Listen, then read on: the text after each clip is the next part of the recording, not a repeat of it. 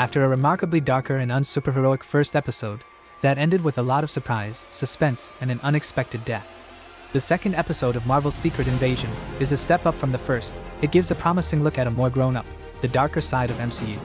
There's torture, finger-chopping violence, and a frightening sense of powerlessness, and it reveals some fascinating MCU Easter eggs throughout. The episode begins with a flashback to 1995, where Fury recounts his initial encounter with the Skrulls, and his promise to find them a new home. Fast forward to 1997 in Brixton, London, we see Fury establishing his first network of Skrull agents. And here we also meet young Gravik, a Skrull child whose parents were killed by the Kree. Fury makes a deal with the Skrulls, offering them to find a new home, in exchange of their help by becoming his spies, by replacing top officials across the universe, which now Gravik is using against Nick Fury.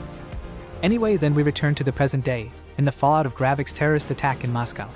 Nick Fury faces the consequences of his actions, as Maria is killed and many innocent lives are lost.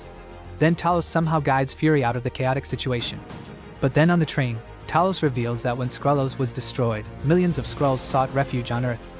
So Gravik now commands a significant number of operatives, but the total population of Skrulls on Earth remains unknown. Well, this makes Fury furious, and I believe Fury's anger here was obviously evident. But Talos explains that they had no choice but to seek refuge on Earth.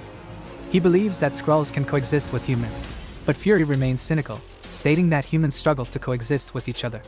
This disagreement leads heated conversion between them, and Fury yelling Talos to leave.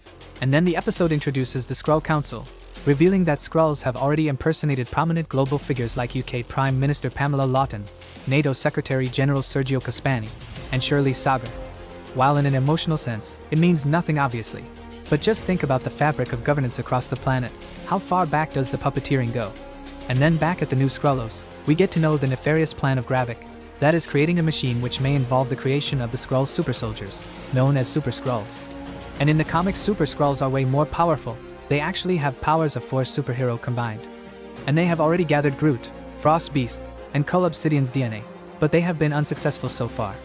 Then the episode intensifies with a heated conversation between Fury and Rhodey, and culminate in a brutal scene where Sonya chops off a Skrull's finger, and boils his blood, in an effort to extract information about Gravik's master plan to destroy the universe.